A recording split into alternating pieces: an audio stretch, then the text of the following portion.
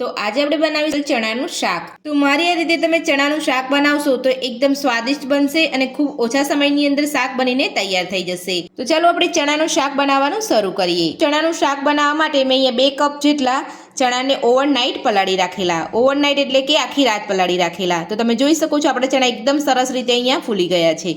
તો સૌથી પહેલા આપણે ચણાને બાફી લઈશું। ચણાને બાફવા માટે મેં અહીંયા એક કુકર લીધું છે। તો સૌથી પહેલા જે આપણે પલાળીને રાખ્યા હતા ચણા એ કુકરની અંદર લઈ લઈશું। તો હવે આપણે તેની અંદર પાણી ઉમેરીશું। તો જેટલા આપણે અહીંયા ચણા લીધા હોય તેનાથી આપણે ડબલ પાણી લેવાનું છે। તો મેં અહીંયા 2 ગ્લાસ જેટલું પાણી ઉમેરું છું। તો પાણી આપણે અહીંયા ઉમેરી લીધું છે। તો હવે આપણે તેની અંદર ઝીણા કટ કરેલા આદુના ટુકડા ઉમેરીશું। તો આ રીતે ટુકડા ઉમેરવાથી આદુનો સ્વાદ બધા જ ચણાની અંદર એકદમ સરસ આવશે અને ચણા એકદમ આપણા ટેસ્ટી બનીને તૈયાર થશે। સાથે જ આપણે 1 તમાલપત્ર ઉમેરીશું। નાની અડધી ચમચી જીરું ઉમેરીશું। સ્વાદ પ્રમાણે મીઠું ઉમેરીશું। તો હવે આપણે ચણાની અંદર 1 ચમચી ઘી ઉમેરીશું। ઘી ઉમેરવાથી આપણા ચણા એકદમ સરસ ટેસ્ટી લાગશે। તો હવે આપણે કુકરને ગેસ ઉપર લઈ લઈશું।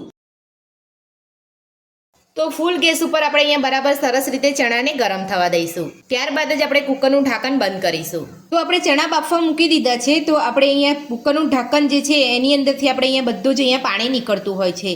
તો ચણાનું પાણી અહીંયા બહાર ના નીકળે તેના માટે આપણે અહીંયા સીટીની ઉપર ઘી લગાવી લઈશું। તો આંગળીની મદદથી તમારે અહીંયા ઘી લગાવવાનું છે, વધારે તમારે અહીંયા ઘી નથી લગાવવાનું। સાથે જ આપણે જે અંદરનો ભાગ હોય છે સીટીનો તેની અંદર પણ આપણે અહીંયા ઘી લગાવી લઈશું। તો આ રીતે ઘી લગાવવાથી આપણી સીટીની અંદરથી પાણી પણ નહીં નીકળે અને આપણા ચણા પણ એકદમ સરસ રીતે બફાઈ જશે। અને આ રીતે તમારે જ્યારે ચણા બાફો ત્યારે તમારે અહીંયા એકદમ તમારે સીટી નથી લગાવવાની। પહેલાં તમારે અહીંયા ઢાંકણ બંધ કરવાનું છે, ત્યારબાદ તમારે અહીંયા સીટી લગાવવાની છે। તો પાણી આપણું અહીંયા સરસ ગરમ થઈ ગયું છે। તો હવે આપણે કુકરનું ઢાંકણ બંધ કરી લઈશું। ત્યારબાદ આપણે ઉપરની સીટી લગાવી લઈશું। તો હવે આપણે ફૂલ ગેસ ઉપર 2 વિસલ થવા દઈશું। ત્યારબાદ ગેસની મીડિયમ ફ્લેમ કરી અને 5 થી 6 વિસલ થવા દઈશું। તો આ રીતે તમારે અહીંયા ફૂલ ગેસ ઉપર 2 વિસલ કરવાની છે। ત્યારબાદ તમારે ગેસની મીડિયમ ફ્લેમ કરી અને 5 થી 6 વિસલ થવા દેવાની છે। તો ચણા આપણા બફાઈ રહ્યા છે ત્યાં સુધી આપણે શાકનો સ્પેશિયલ મસાલો બનાવીશું। તો મસાલો બનાવવા માટે આપણે અહીંયા એક બાઉલ લીધું છે। તો સૌથી પહેલા 2 ચમચી આપણે ધાણા જીરું પાવડર લઈશું। ધાણા જીરું પાવડર ઉમેર્યા પછી આપણે અહીંયા અડધી ચમચી હળદર પાવડર ઉમેરીશું। સાથે જ 1 ચમચી ચણાનો મસાલો ઉમેરીશું। 1 ચમચી કાશ્મીરી લાલ મરચું ઉમેરીશું। અડધી ચમચી સંચર પાવડર ઉમેરીશું।